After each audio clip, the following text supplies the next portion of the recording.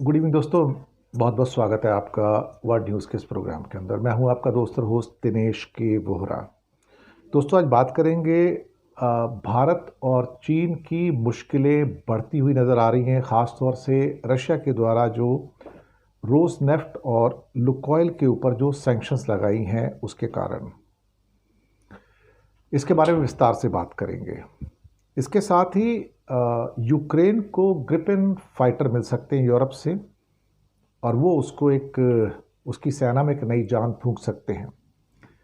लेकिन सवाल ही पैदा होता है कि अगर इतनी बड़ी संख्या में उनको ग्रिपेन फाइटर्स मिलने जा रहे हैं तो फिर अल्टीमेटली उसकी जो कॉस्ट है वो कौन भरेगा। अमेरिका ने पहले कहा था कि नेटो के चीफ होने के नाते वो उस कॉस्ट को सहन करने को तैयार नहीं है और वहन करने को भी तैयार नहीं है। तो बड़ा ट्रिकी इशू है यहाँ पर। इसके अलावा इजराइल ने माफ़ी मांगी है सऊदी अरेबिया से। कुछ उनके मंत्रियों ने जो कमेंट किए थे, ख़ासतौर से कि वो जाए रेगिस्तान में ऊँट की सवारी करें, उनके पास और कोई काम तो है नहीं, ना उनको कुछ आता जाता है। तो इजराइल ने उसके लिए माफ़ी मांगी है कि हमसे गलती हुई है। और अमेरिका के अंदर आर्मी के अंदर जो एक मार्चिंग ऑर्डर्स दिए गए हैं कि आप सबको क्लीन शेवन रहना है वहाँ पर, और उसको लेके मुस्लिम्स, सिख और जूश सोल्जर्स काफ़ी गुस्से में नज़र आ रहे हैं। अपील कर रहे हैं कि ये जो आपका ऑर्डर है जो पेंटागन ने इशू किया है इसको वापस लिया जाए। तो वर्ल्ड न्यूज़ में इसको हम विस्तार के साथ आपके सामने लाते हैं। आप सबका स्वागत है, नमस्कार, गुड इवनिंग, आदाब और सत श्री अकाल। चलिए पहली खबर पर चलते हैं कि भारत और चीन की बढ़ती हुई मुश्किलें।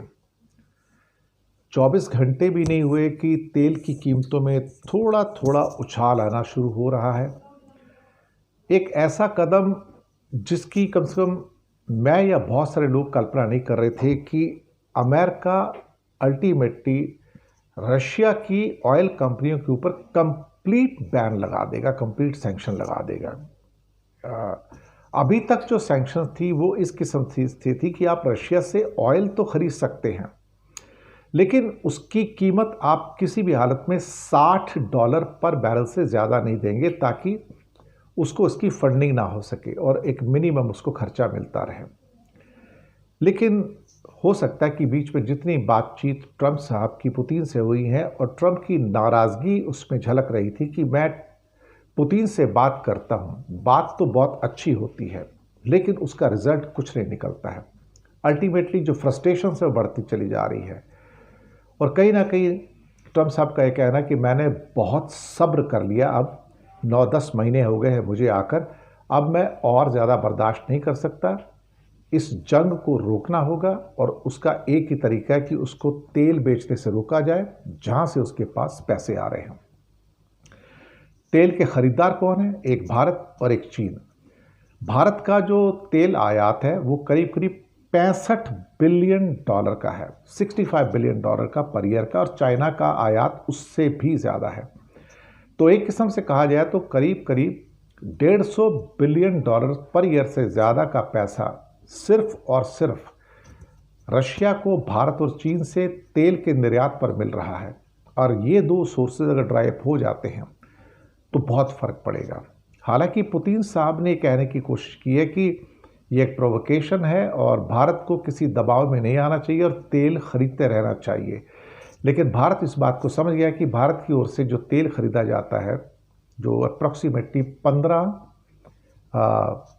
लाख बैरल्स यानी कि 1.5 मिलियन बैरल्स पर डे की इंडिया की परचेजिंग है, चाइना की परचेजिंग करीब करीब 20 लाख बैरल पर डे की है रूस के तेल की। और यहाँ पर इस बात को भी देखा गया कि आधा तेल तो रिलायंस खरीदता था और आधा भारत की जो कंपनियां थी, तो कुल तेल का करीब 38-40% हम रूस से खरीद रहे थे और उसका सरकार को फ़ायदा भी हो रहा था, लेकिन उस फायदे को कभी जनता तक पहुँचाया हो ऐसा भी कभी नहीं हुआ है। अब ये रास्ता बंद हो गया है और इसके बाद रिलायंस ने तो इसी हफ्ते घोषणा कर दी है कि हाँ, हमने अपना जो रूस से तेल है वो आधे से ज़्यादा कम कर लिया है। इसके साथ ही हमने ये भी देखा कि इंडियन ऑयल और बाकी जो तेल कंपनियां हैं भारत सरकार के सूत्र बता रहे हैं कि जो नाम ना छपने की शर्त पर कि हाँ, अब ये हड़कंप तो मचा हुआ है और भारत अब शायद रूस से तेल नहीं खरीद पाएगा। भारत रूस से तेल खरीदता रहता अगर इस किस्म की अल्टीमेट सैंक्शंस नहीं आती थी। तो अभी भारत उस स्थिति में नहीं है कि जहां वो उन सैंक्शंस को अवॉइड कर पाए, और ये सैंक्शंस उसी रूप में हैं जिस रूप में ये ईरान के ऊपर या नॉर्थ कोरिया के ऊपर लगाई गई हैं। तो ईरान भी अपना तेल नहीं बेच पाएगा, वो तो तय हो चुका था, और भारत पहले तेल खरीदना ईरान से छोड़ चुका था। और अब कहीं ना कहीं ऐसा लगता है कि रशिया से भी हम तेल अब शायद मिड दिसंबर तक पूरा का पूरा हमको बंद करना पड़ेगा, क्योंकि 21 जनवरी की डेट है जहां पर यूरोपियन यूनियन, जहां पर 80 से 90% पेट्रोल, डीजल और एटीएफ रिलायंस एक्सपोर्ट करता है, इवन इंडियन ऑयल भी एक्सपोर्ट करता है यूरोप को, वो नहीं कर पाएगा, क्योंकि अगर रशियन क्रूड मिक्स्ड है तो फिर वो कोई भी इंपोर्ट नहीं करेंगे। तो दरवाजे ऑलमोस्ट भारत के लिए सारे बंद हो चुके हैं। लेकिन इंडियन मीडिया में इसको लेकर एक किस्म की खामोशी है कि जैसे कुछ हुआ ही नहीं है। लेकिन अगर देखा जाए तो बहुत कुछ हुआ है, और जो भी बातचीत ट्रंप और मोदी के बीच में हो रही थी उससे एक चीज़ तो बहुत क्लियर रूप से निकल के आई है कि ट्रंप ने अल्टीमेटम दे दिया था कि डू इट, यानी कि डू और डाई वाली बात हो गई, करो या मरो। मोदी के सामने सिवाय रूस के तेल को बंद करने के अलावा और कोई रास्ता कहीं पर नहीं था, और शायद इसलिए आसियान की मीटिंग में नहीं जा रहे ताकि वो ट्रंप को फेस ना कर सकें और जो ह्यूमिलेशन है उसको अवॉइड कर सकें। यूक्रेन अपनी वॉर को सस्टेन करने के लिए एक उनको पैकेज मिलने जा रहा है, और वो पैकेज करीब करीब कहा जा रहा है कि 150 ग्रिपिन फाइटर जेट्स उनको मिलेंगे।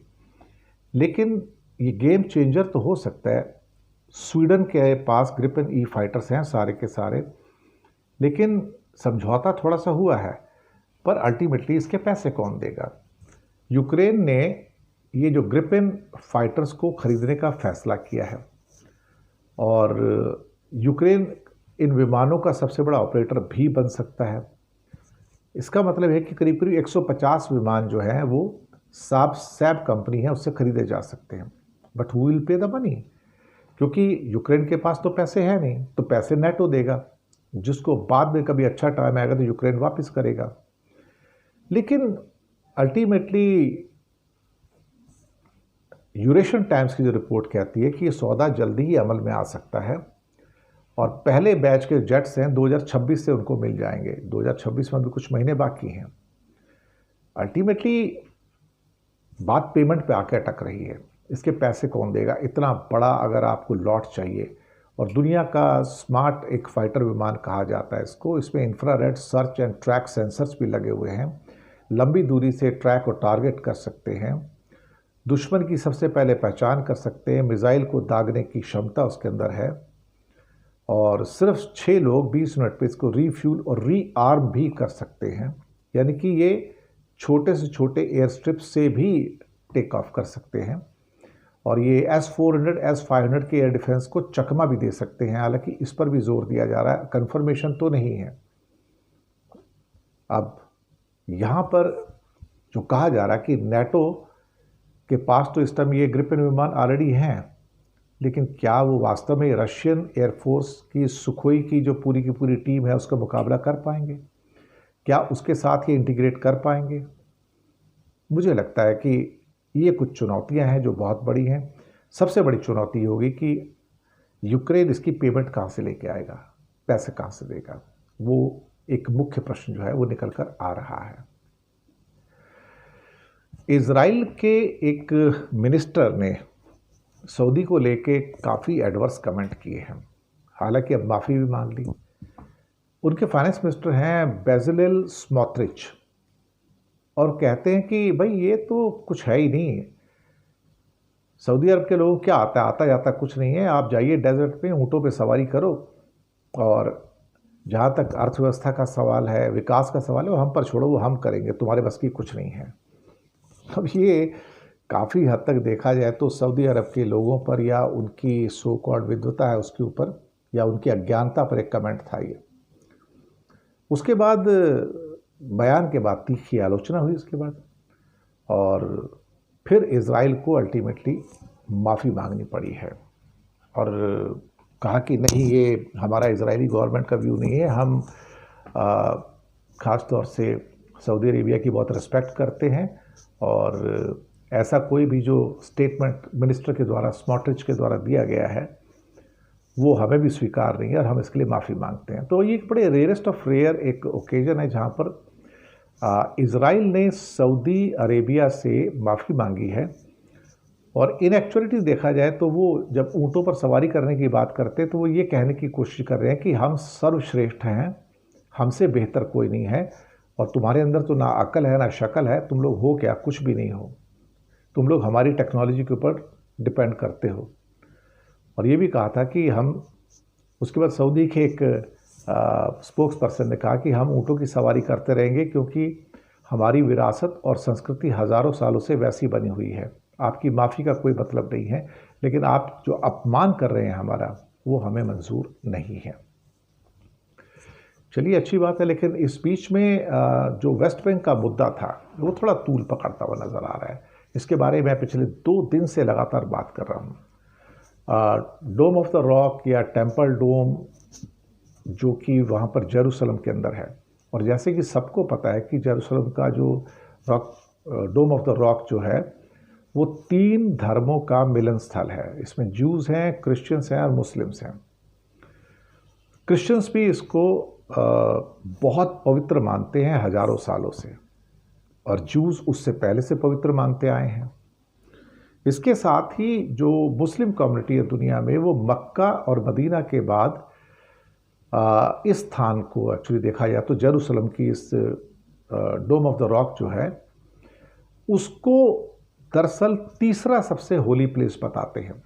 और उनका कहना है कि हम बहुत नाराज़ हैं और आप हमारे साथ ये खेल नहीं खेल सकते, आप वेस्ट बैंक और जेरूसलम पे कब्जा नहीं कर सकते हैं। अमेरिका को ये सेंसिटिविटी समझ आई कि भाई यहाँ पे मामला अब रिलीजन का आ गया है और ये मुस्लिम्स का भी होली प्लेस है, क्रिश्चियंस का भी होली प्लेस है, जूस का भी होली प्लेस है।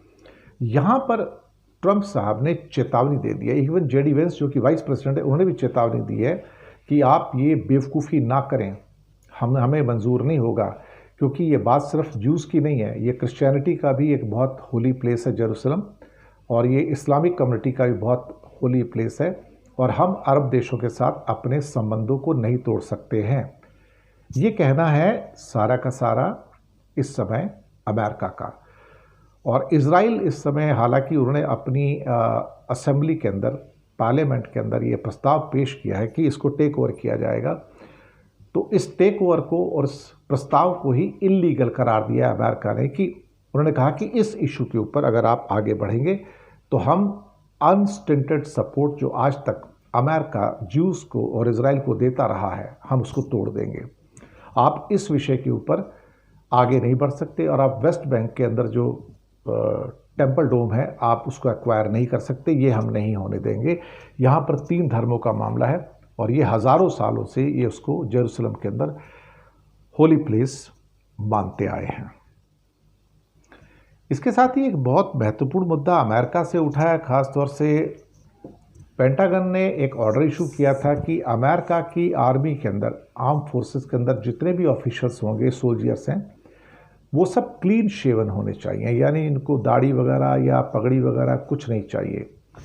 इसको लेके सैकड़ों ऐसे लोग या हज़ारों ऐसे लोग जो कि अमेरिकन आर्मी में मुस्लिम्स हैं, ज्यूज़ हैं और सिख कम्युनिटी के लोग हैं, जो दाढ़ी भी रखते हैं, पगड़ी पहनते हैं और उनको एग्जम्पशन भी मिली हुई है, उनका विरोध हो रहा है कि हम अपनी दाढ़ी, मूछें और सिर के बाल क्यों कटवाएं, अपने केश क्यों कटवाएं अल्टीमेटली।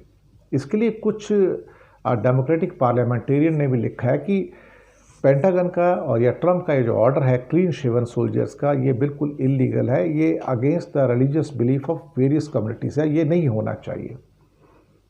पर शायद ट्रंप प्रशासन इसको अभी सुनने को तैयार नहीं है। अब जो भी है, जैसा भी है, लेकिन फ़िलहाल स्थितियाँ इस प्रकार की हैं कि मुझे लगता नहीं कि ट्रंप प्रशासन अपनी ज़िद इसमें छोड़ेगा और एक ही चीज़ वहाँ पर हो सकती है, और वो ये है कि वो लोग नौकरी छोड़ देंगे। इससे ज़्यादा और क्या कहा। तो एक आखिरी खबर पे आते हैं कि अमेरिका से डील करने पर भारत का एक स्टेटमेंट आता है पीयूष गोयल का। पीयूष गोयल एक बड़बोले आदमी हैं, उन्हें खुद नहीं पता कि क्या होने जा रहा है। He doesn't know anything actually. वो तो बीजेपी के एक स्पोक्स पर्सन होते थे, इससे ज़्यादा उनका कोई जानकारी वगैरह है नहीं। यही वो शख्स हैं जो फरवरी, मार्च, अप्रैल में कहते थे कि जुलाई तक तो हमारी डील अमेरिका से हो जाएगी, आपको झांसा देते रहिए। जुलाई निकल गया, फिर उन्होंने एक नया राग अपनाया कि हम सितंबर तक ये डील पक्का कर लेंगे। सितंबर निकल गया, फिर कहने लगे कि हम नवंबर तक हमारी डील हो जाएगी। अभी की बात है, पिछले हफ्ते की। और अचानक से आप कहते हैं, क्योंकि डील तो होने नहीं जा रही, कि भारत जल्दबाजी में या हमारे सर पर कोई बंदूक तान देगा तो हम डील नहीं करेंगे। मुझे लग रहा है कि पीयूष गोयल को खुद नहीं पता कि वो क्या बात कर रहे हैं। वो अपनी सेंसेस में नहीं है। वो भारत की जनता को बरगला भी रहे हैं और बेवकूफ़ी बना रहे हैं, ये कह के कि हम जल्दबाजी में नहीं हैं, हम किसी आवेश में आके फैसला नहीं करेंगे। देखिए, फैसला भारत के हाथ में टिका कहाँ है आज की डेट में। भारत को तो साइन करना पड़ेगा, भारत के पास कोई रास्ता बचा नहीं है देखा जाए तो उस मामले में। और ट्रंप साहब ने तो डंडा चलाया हुआ पूरा का पूरा। और अब जो सैंक्शंस लगाई हैं, इससे तो भारत की जो पूरी की पूरी जो डील है वो अपने आप में शक के घेरे में है। तो दोस्तों, इसी के साथ आपसे आज्ञा लेंगे। प्रोग्राम कैसा लगा फीडबैक दीजिएगा, और साथ ही में चैनल को सब्सक्राइब कीजिएगा। हो सके तो आप छोटी छोटी आर्थिक मदद भी कर सकते हैं। नीचे UPI number, bank account number हमने डिस्क्रिप्शन में दिया है। किसी एक को चुनकर छोटी सी मदद करेंगे तो अच्छी पत्रकारिता को बचाने में आप हमारे मददगार भी साबित होंगे। तो जल्दी मिलेंगे आपसे। हंसते रहिए, मुस्कुराते रहिए। अगले एपिसोड में मुलाकात होगी। तब तक के लिए thank you very much and good night.